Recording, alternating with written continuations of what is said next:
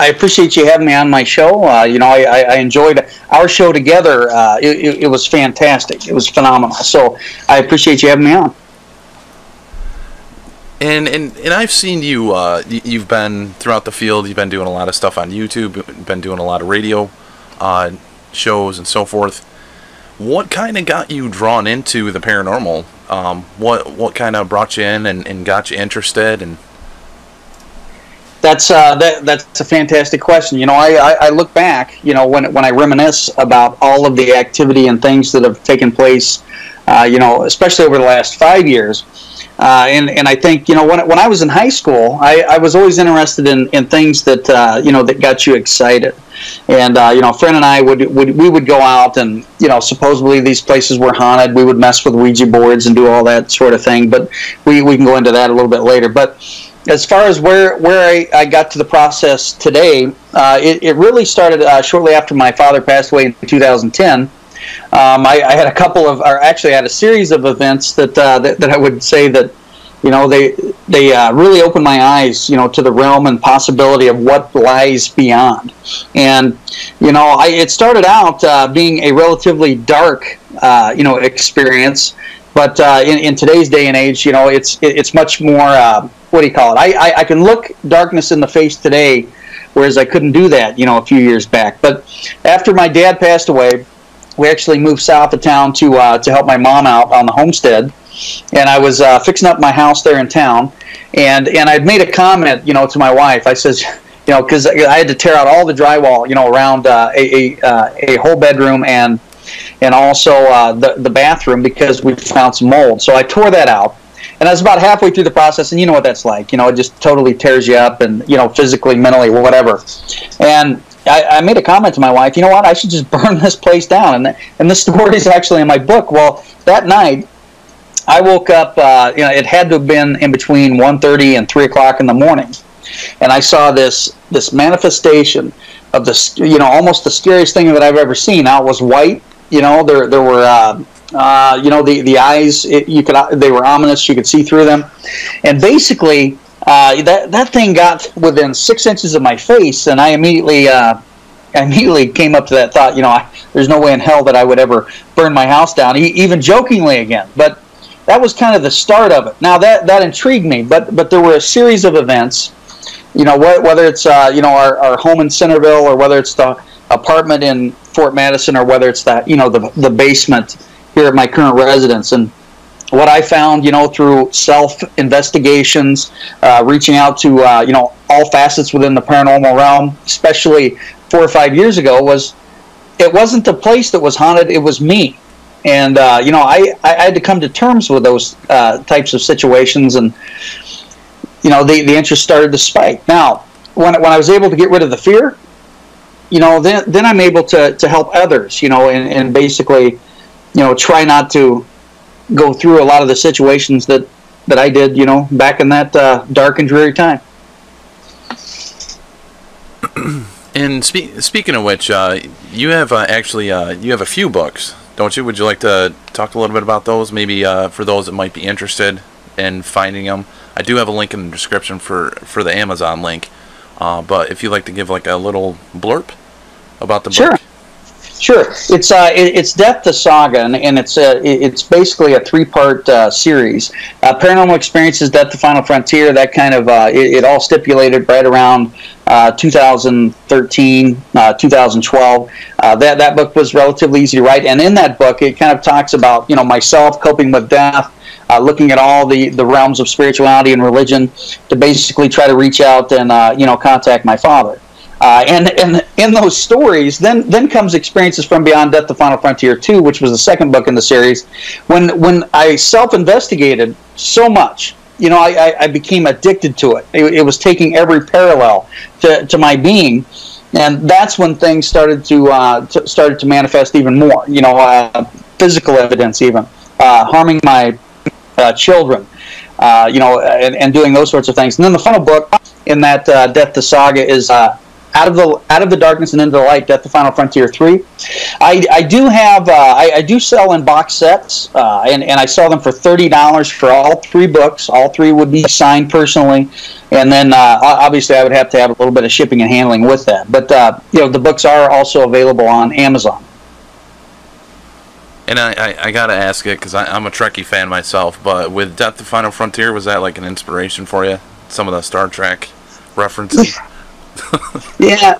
I mean, it's one of those things. It is the geek in me, and I'll throw that out there. I enjoy any of that. Very, very interested in that facet. But yes, Death the Final Frontier. Now, there's a lot of people, especially in the that I converse with today. They're like, it's not the Final Frontier, Chuck. Well, that's not the point. It was kind of a Trekkie reference. Well, I mean, it could be. You know what I mean? That's the curiosity that's out there for everybody. Now you're also doing radio shows. You're starting a new channel, and you have new content out there, and that's actually the show that I was a guest on. I'd love for you to kind of talk a little bit about that and kind of where more of that has come into play for you.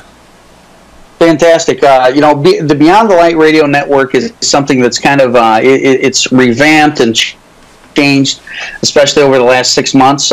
We currently have 5 different shows. My show is Enlightened 30 Death the Show, revamped, and Benji Benjigurtis and Luna are actually my basically co-hosts on that. And we run it every Sunday night, and it used to be 8 p.m. Central. Now it's kind of evolved into a 2-hour show where we're going to go 7 p.m. Central, 8 p.m. Eastern to and it's in a 2-hour segment. We have a lot of great guests on, like yourself, and basically E30 Death the Show is the darker shows, basically exploring the investigative aspect, spirituality in all forms and facets. But the other shows within the network are more laden to like spirituality, readings, intuitive development, those sorts of things. But it's been a wild ride. I've changed formats a couple different times, but we run on Spreaker and YouTube at this point, and it seems to be working out great. Now, what kind of brought you into doing a lot more with broadcasting? Like, I know you've had your experiences and the things that happened with a family member that passed away. But what kind of pushed you to start trying to do some broadcasting and get some radio shows and things like that? The history teacher in me, the lifelong scholar. I'm working on my PhD at this point. I think it was after I was on Wes Forsythe's show.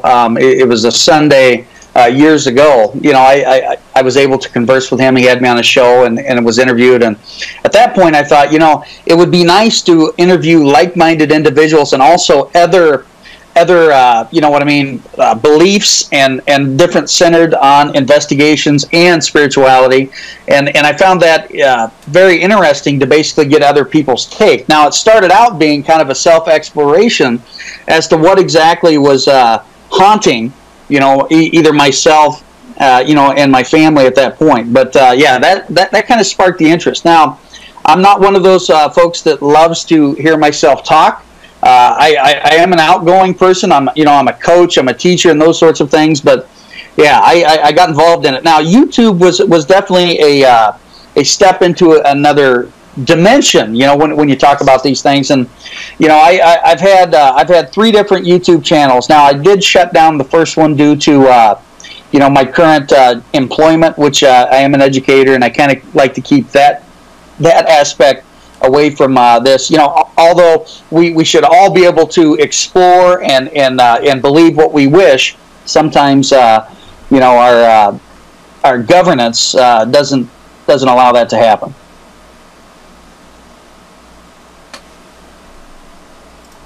And with you teaching and being in the school, have you ever been? And I've never actually asked this of any of the other teachers, but have the students ever come up to you about having paranormal experiences, or do they know that you're involved in the paranormal in any capacity? Yeah, it's kind of funny. Every once in a while I have either a junior or a senior bring my book in and say, "Hey, coach, you need to sign this for me." And it's one of those situations where they understand what I do, as far as the investigative aspect of it, but they don't understand, my spirituality component, which I don't try to push off on anybody. It's always been my assertion, in teaching, whether it's politics, whether it's spirituality, whether it's religion, to basically allow the students to learn to investigate and you know what I mean, research those potential topics. But yeah. There was one question, I believe, last year at the beginning of school. They were doing these things where they were going from classroom to classroom, and they had to go find who the Ghostbuster was. Now, one of the fellow teachers did that, and you got to kind of roll with the punches when those types of things happen. I know that some people laugh. Even on our channels when they come and listen. But truly, if they ever experience some of those things, it would blow up in their face. But I have had a student that was having issues in their home contact me. But what I did, instead of having a conflict of interest, Dom, is I reached out to another paranormal group and had them get involved with them, because I don't want to have a conflict of interest, especially when at this point this is my bread and butter in my life. And I do see some questions coming in the chat, and this is if you feel comfortable answering any of the ones that are coming in the chat. One of them was, are you religious? And kind of, if so, what type of religious views do you have?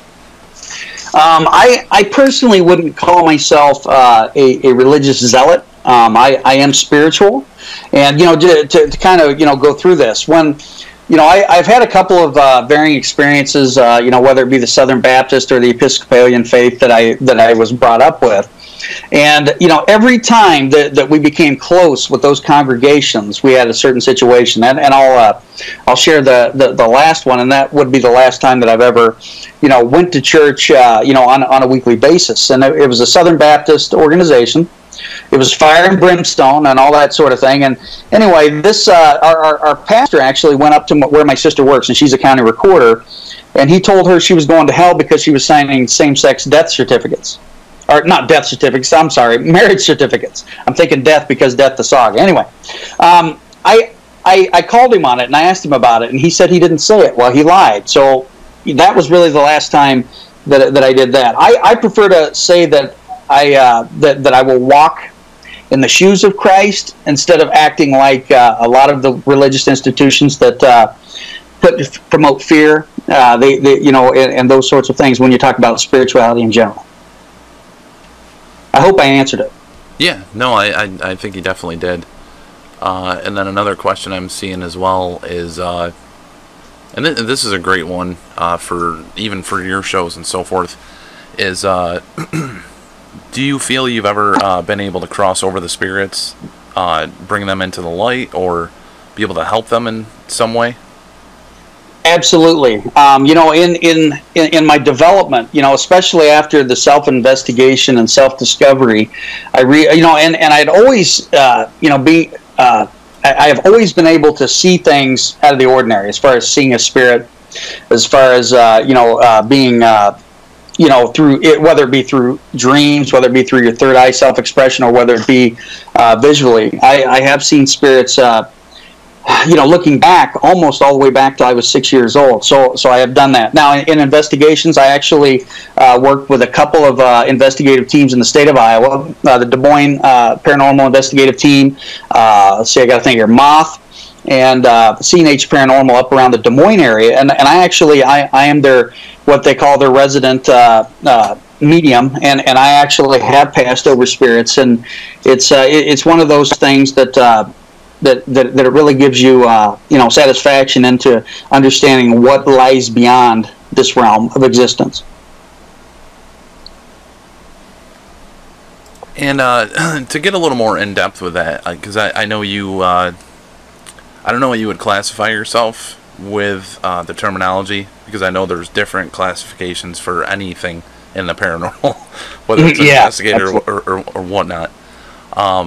But you're kind of like a medium or psychic in a certain mannerism. Would you like to elaborate a little bit more on that? Sure, sure. What I've found, and I've actually been learning under several different, through psychic development and mediumship. But what I've found is, I work with Archangel Michael, Archangel Gabriel, Source Energy, which I call God, Christ, and it's really something that I've been able to be comfortable in my own skin for the first time in my life. And this basically all started out with this, chasing on, or chasing astral predators, that I call them, in the next realm of existence and those sorts of things. So that's kind of where I'm at now. I hope I stayed on track there, but I think I might have missed a portion of your question. What would you classify yourself in the realm of, like, a psychic medium? Oh, yeah. I would classify myself as a healer, and also a physical medium, because I do several readings. I'm not out there. I don't promote myself, totally. I call myself the closet medium for a reason, but a physical medium. I actually go into healing sessions where, like one-on-one, we'll go through the chakra system all the way, from the crown chakra all the way down to your, to the lower portion of that, and basically through that I'm able to connect with the other side, and sometimes I'm able to draw in other spirits from my clients and those sorts of things. So I would consider myself more of a physical medium and a channeler of healing. And being in the education field, and I know you're personally working on your PhD, would you personally, and this is just your opinion, and I kind of have the same opinion I think that you're probably going to have, would you personally like to see the paranormal be like a subject matter within colleges, within universities, for people to actually be educated within the paranormal? It's one of those things where it's important to look beyond reality. There have been certain universities that have had parapsychology type of courses, but really not paranormal. I do know that there are several universities in the state of Iowa that have now created like paranormal groups, but it's not necessarily in the classroom. I do think that it would be rather interesting, to see, something along that coursework and course line. But I think it would have to be drawn in, from that psychological or psychology portion, or kind of a sociology aspect. Now, with you're doing high school based education for the most yes. part. Yes, and also I'm going to be starting to teach a little bit of online classes for university, for like intro to education or educational leadership courses. And I know you've already kind of gone over this, that's like your bread and butter is the teaching and so forth. But if you were ever asked to per se like start an after school group for people that might be interested in the paranormal, is that something maybe you might consider? Or I think I would feel more comfortable if it was at the university level or from the collegiate level, like a little bit later on in my perhaps teaching career, when I go to that point, because I say this pretty strongly, is I do think that the kids in high school, or 18 and under, have experiences and they go out and try to investigate, but in realistically, when you look at the human brain, as it really doesn't fully develop till they're like 25, 26 years of age. I don't know what that would do to their development. You know what I'm saying? Especially when you look at kids under 18 years of age. And coming from the chat as well, this is from Azazel. Azazel is actually overseas. And when you go to proceed to try to help somebody, maybe it's an attached spirit to an individual, or someone that may be haunted themselves, how long would you say it probably takes for you to try to do that healing for them or try to help them? It really depends on the intent of the person that I'm trying to help, or what I mean, their willingness to be open to get rid of this attachment. Because what I've noticed over my short years of of doing these spiritual healings is that if the person isn't ready to let go of that particular attachment, or they promote fear, or the intent is not there, it is rather difficult. However, it really depends on what the entity is, what type of spirit is involved in this attachment or whatever. I've had instances where I've been able to immediately, take out a spirit or an attachment, and I've had instances where I couldn't do that, where I actually had to go out and help them, find who or whom could take care of that certain situation. Because at the end of the day, it's all, everyone's experience and everyone's situation with that astral plane of existence is different. I think that's important too to note. And out of all your experiences that you've been going through within the last 4 to 5 years and more, what would you say is some of the better experiences that you've had within the community or within the field of the paranormal?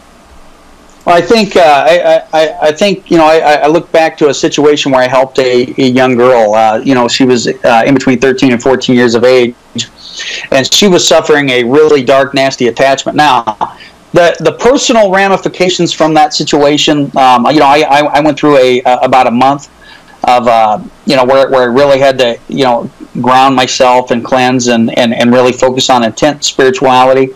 But I was able to help that family. That girl could not. She couldn't even hardly leave her house. She was suffering so bad. The anxiety from this darker attachment was basically penetrating her inner soul. And seeing her today, she's able to run track. She's able to play softball, and she was actually baptized here, I believe, about 30 days ago, and she's doing well. Her whole family are doing well, and her whole family was actually suffering from these episodes, that I was helping them out. When you're able to help somebody out of a dark time, it's really one of those things. Not to change the subject or anything, Dom, but it's really determined by how much good and light that you put out in the universe. It's going to reward you in a lot of benefits, and that self-satisfaction, and there's no ego there. It's being able to see them grow and heal. I mean, that's really what it's all about. And I do see another question as well in the chat. This is from Katrina. Katrina Gams, I believe. I believe I'm pronouncing it correct. I may reword this a little bit, but what would it take for UFO/paranormal research to not be considered pseudoscience? And I'll go ahead. Oh no, you're fine. It's one of those situations that's kind of like that's kind of a question like, what's it going to take to fix the education system, or what's it going to take, to pull, when you talk about the political craziness in America, to be able to pull that together. It really comes down to basically, doing as much good quality research and development as you possibly can, and put that out there. I really think, Dom, until we have a lot of these fake frauds and different situations that we see in the paranormal realm stop, and basically everyone be able to pull together and really focus in on clean quality investigative research and development, we're never going to get there. It's going to take a whole paradigmatic shift, of togetherness in order to get that away from being a pseudoscience. Now, will it be in our lifetime? I would probably say no, but that's me being realistic, with what it is, because there are so many fascinating theories. There are so many fascinating discoveries. When we look inside the paranormal or ufology, really, it's really an individualized component. We all, most of us have experienced these things, and that's why we're so attracted. That's why we're so interested in it. But all these experiences seem to be so different. A lot of them are different. A lot of them are, one of them's over here and one of them's over here. But I do think that we've come a long way. But man, do we have a long way to go. Yeah, I mean, if you look back in history, back in the 40s, 50s, even 60s, and I remember talking to investigators that are a little, they're older than I am, and they've become comfortable enough to come out and say they're investigating, because back in the 40s, 50s, 60s, 70s, 80s, they'd be thrown in a mental institution for saying some of the stuff they've seen. So we've definitely, in our society, have been more open to the possibility of the paranormal or UFOs. For sure, and I think that's only going to grow, but then again, we have to come together.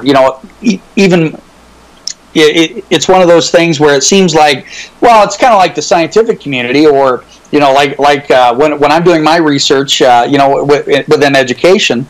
I mean, it's where, hey, I'm not going to share this crap until I get through the editing process or whatever. But yeah, we have to pull together, for clarity.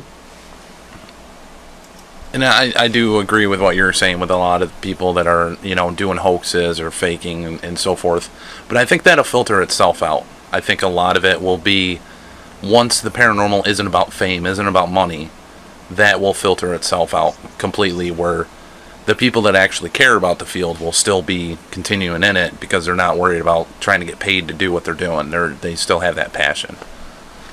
Yeah, it really is about helping others, cope with things that people can't explain. That's important.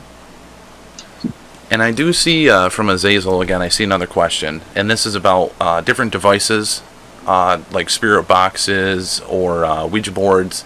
Do you feel that when people are using these items or these devices, that possibly they're opening up portals, or they're opening up gates for the spirits to possibly come through and haunt individuals? That's an absolutely fantastic question. I think truly it's about intent. There are a lot of times, even if you have a thought or something that's penetrating your inner consciousness. Even a thought can open a portal or a potential attachment. And I think that's where you use all these devices. It's the intent. I mean, how many times have you opened up a ghost box where you're like, gee, I hope I don't get anything here, or or whatever. If you're going to use those devices, you really have to protect yourself, especially your higher self, in order to refrain from those potential attachments. It comes down to like Ouija boards. I know the Echovox, the PSB7. I think they have PSB11. Whatever. All of those devices have the potential to open doors and things that could be considered negative if the intent is not on finding answers and basically conversing with the spirits like you and I are conversing currently.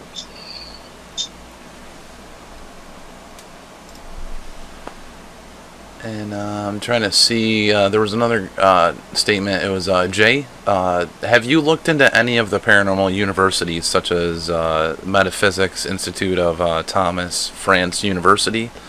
If so, do you have opinions on the programs that they may host?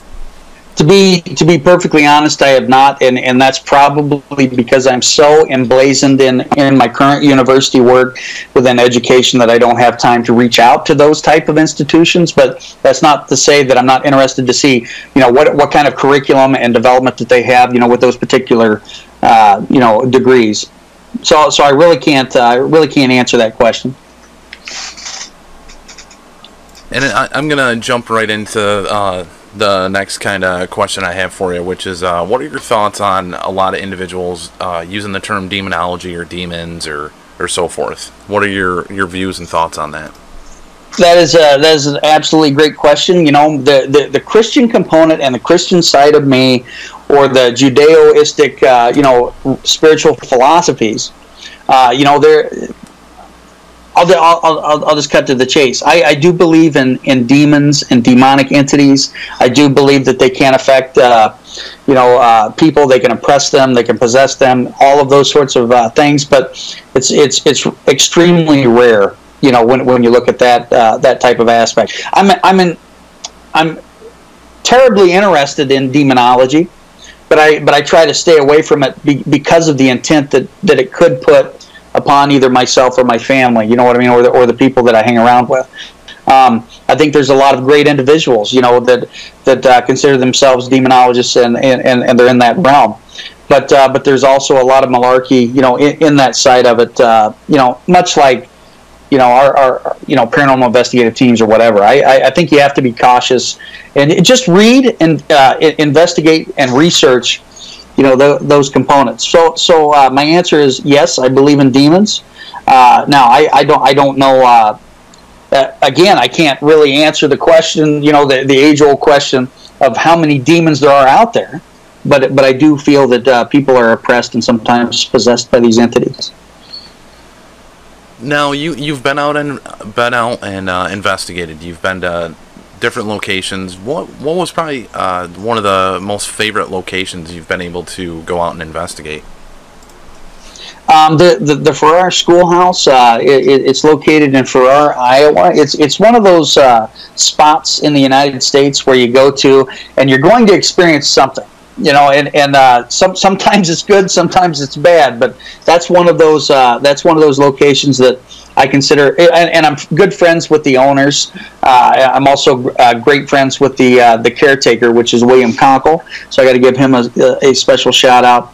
But I think too there have been other instances and other places that I've went to, and I'm actually in the process of writing a book, the top 10 haunted destinations or the haunted road trip. Sorry, top 10 haunted road trip in the Midwest, and a couple of those spots are relatively unknown in the paranormal community, like the Dumas, the old town of Dumas. There's an area where there was a train wreck in the early 1900s where 30 to 40 people were killed. There's an old abandoned cemetery that's been kind of, the stones have been kicked over and destroyed, and there have been a hotbed of, like satanic rituals and activity that have taken place in that region. And I will tell you that it's extremely active on certain points of the year. But yeah, that's just a few.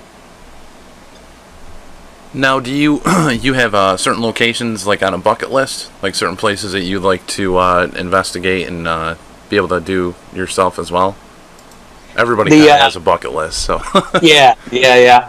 I think on top of that bucket list is the Ram Inn, in Great Britain. That's a spot that's really intrigued me, with several of the stories that I've read about it. So you have the Ram Inn. I definitely love penitentiaries, or insane asylums. I would love to go to the Trans-Allegheny. I probably mispronunciated it. Area, and definitely there's a lot on the East Coast that I would love to visit in the future. Now, do you have any future projects coming out? Any future books in the works as well? I know you just talked about the one, but absolutely. After that book, when I'm when I get done with my PhD, I'm definitely going to write a book. Basically discussing my, basically out of, it's kind of it'll probably be a rendition of, where I've come from, that dark time in my life, and basically talk about, my mediumship abilities and things like that, and implore questions, more questions on, finding answers, of the next realm of existence and what it might be. I am in the process of doing that. I also have written a political book. It's called Around the Dinner Table, Religion and Politics, the Butt Hurt Saga. There will be another book out of that series probably in the next 2 years. And you're a history teacher. You were talking about that earlier. With I love history myself. With a lot of stuff with history, have you actually been able to learn more through history with some of the stuff you're doing in the paranormal, as well as just what you already know from teaching history? Absolutely. You look at the Villisca Axe Murder House and that situation. I actually went in with my eyes closed. I didn't do much research on that. particular spot in Iowa, and I was able to come up with names and some dates and things that actually took place in that horrific murder that took place in 1912. So I do try to tie in history, with within my interest in the paranormal, or spirituality driven, because I think that's important. I'm going to continue to do that, but in the future, what I would recommend is to find out the history of a certain area and those sorts of things, but before you can truly understand, what the potential, spirit or entity could be, or what it's about. Now, Iowa is extreme when you look at Native American history and different tribes, that were associated in the area, and it's important to understand that. And especially if you're going to be an investigator, you really need to understand what type of situation you're putting yourself or your team or whatever into, because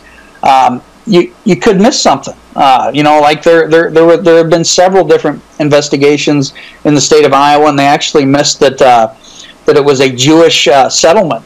And people were going crazy. There were certain people that were coming up with attachments, or they were having really negative experiences where they couldn't get rid of these, aspects. And when you're able to basically lock in and understand, what type of civilization or what type of, form of spirituality is involved in those situations, you're able to tackle that a little bit easier.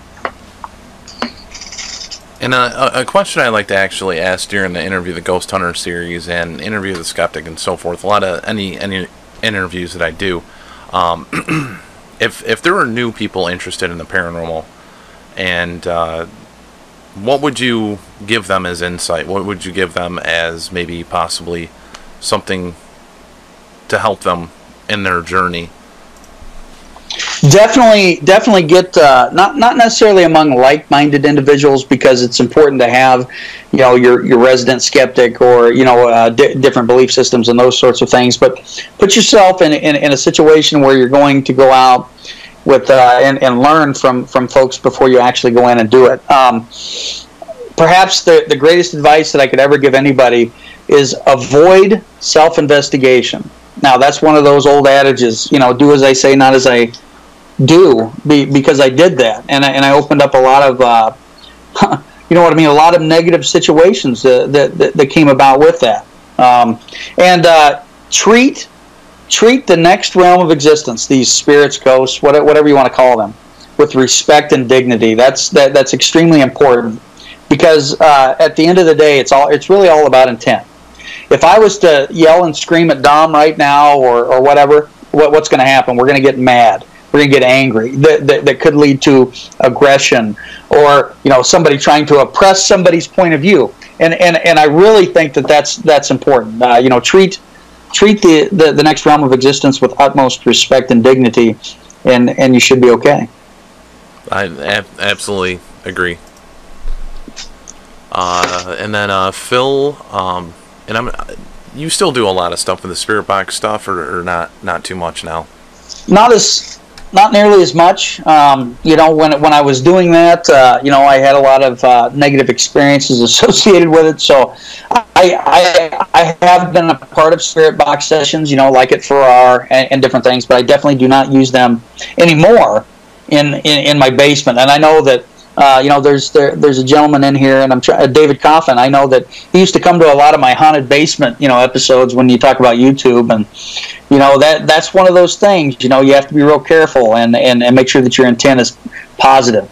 Will I use them in the future? I would never rule it out, because I think it's fascinating, interesting. The scientific point of it, but sometimes it gives. What do you call it? It makes things a little bit more real. Like if I utilize, a lot of my mediumship abilities, or if I see spirits and I'm able to see it, and someone's with me, like on an investigative team, sometimes we can garner clarity. So I don't think you can throw it out totally, but definitely don't use it in my house anymore. And Phil was kind of asking in the capacity, and I reference the spirit box stuff because Phil does do the ITC collaboration. It's on Facebook. It's a huge group of individuals that do anything to do with spirit boxes and ITC. So I wanted to give an acknowledgement for Phil on that. But Is there possibly any time where you go to a place that you've investigated and you had negative energy? Is it going to deter you or draw you to come back to that place? There's a couple of locations. One is a private residence in Missouri that I will not go back to. There's also a spot in Fort Madison, my former apartment, in the basement that I will not go back to. And the only reason I say that is because at that there was a moment where I actually lost my oldest daughter to a possession, and I was able to pull that entity out. But I would never want to engage or anything in that particular spot again. Just two at this point. Now it's one of those things where if it's outside your realm of expertise, if it's outside your your comfort level, and where your intent cannot be there, 100%, then I would suggest you do walk away, because that's the potentiality of something dark or whatever to happen in that case is higher if your intent's not full in it. Does that make any sense? Yeah. No, I've told people that, and actually 2 weeks ago I was telling somebody that because they were going on a massive paranormal expedition with their friend, and I said, if you feel uncomfortable, just go outside, just walk out, just leave, get yourself grounded.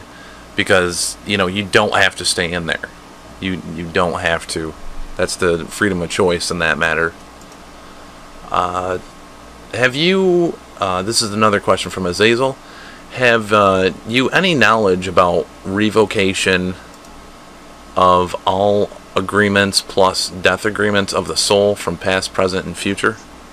Yes, and I think I need to talk to this particular person, to garner a little bit more insight. But I have, in some of my healing sessions, I do offer, where you can go to the Akashic records and basically check and see if there's any alterations done to your soul contract on this, this time on Earth. And yes, I believe that can take place. These astral predators at times, if you put yourself in harm's way, can alter, who you are and who you're going to become. Because at the end of the day, the darkness wants to deter anybody that's trying to promote light. So there's definitely that constant battle of darkness and light. When it comes to that. But yeah. I have experienced it. I have actually helped clients basically revoke any alterations on their soul contracts while they're on Earth in this realm of existence. Now, with doing something like that, that's all through astral projection or through your mediumship, and I'm just trying to understand. Yeah. Basically, in that particular session is, obviously we would have, we would connect and contact prior to. But in that situation it's kind of a guided meditation, and basically it is kind of that astral projection or that out of body experience where it takes you and your client to their particular Akashic records, and it's really a remarkable experience, to basically garner, that type of information or be able to step foot in that next realm of existence. So I think that's really important to denote. But yeah, it's very much similar to what a lot of people would say is astral projection or a guided meditation or a journey into that next realm. And we're coming towards the end of our session with you, and I'd like to give the opportunity. Can you let everybody know where they can find more information about you, where they can find your shows, where they can find your radio show? Absolutely. On YouTube, if you go to Beyond the Light Radio Network and you type that in, you can find us. Again, there's only one show that we have per week on YouTube at that point, but on Spreaker, the Beyond the Light Radio Network, be sure to join us there, and there's 5 different shows that you can choose to listen from. On Facebook, it's Charles Anthony. On Twitter, BT BTLN Network. You can follow us at BTLN Network. And again, there are several ways to get a hold of me. If you want to email me, you can email me at pointofascension1972@gmail.com. I'm not going to get my phone number out, but if you contact me and you want to converse and talk, I'm more than willing to do so. And do you have any upcoming events that you may be going to, or lectures that you're going to be doing? Absolutely. It's one of those things in Kansas City, August 4th and 5th. I'm going to be a part of the Kansas City Paracon. I'm actually I think I'm going to be speaking on Friday night. That starts at 4 p.m. on Friday night. Other folks there, like Coyote Chris Sutton. I don't know whether anybody's ever heard of that guy, but he's amazing. He's going to be there. There are a couple of events coming up at the Farrar Schoolhouse. I think they call it Summer School. It's going to be coming up in August. But a couple of events in August, and then I'm gonna kind of take a little bit of a break in order to get this PhD completed. But a lot of things on the future. You just never know. Yeah, I definitely, and I'm sure all the viewers and everybody in the chat will as well. Wish you great success with the PhD, and trying to see if there's any other. Oh, Azazel no longer uses Facebook, but Azazel, you should be able to contact Chuck right through his YouTube channel, through the email, and you just put it right there in the chat. So, but but I'd like to thank you for coming on. And do you have an upcoming show tonight? Yes, we have Bernice Golden. Bernice Golden's going to be on. She's a world-renowned psychic, and I'm excited to pick her brain on the next Realm of Existence. So if you get a chance and you want to listen, it is 8 p.m. Eastern or 7 p.m. Central. Definitely search Beyond the Light Radio, Beyond the Light Network on YouTube. Check it out. We're going to be on. Myself and Luna are going to be on tonight. Benji's taking the week off, but join us, and we should have a wonderful time. And everybody, thank you again for tuning in, and we will catch you later. We have an upcoming show. Loving Whispers is upcoming Thursday, and this Friday I'm still kind of up in the air with Spirit Box Weekly, because I do have a gig that I actually have to work that evening. But everybody have a beautiful night. Chuck, thanks so much for coming on. And thanks, Bart. And I think that's it for this week. Everybody have a beautiful rest of your Sunday, and we will catch you later.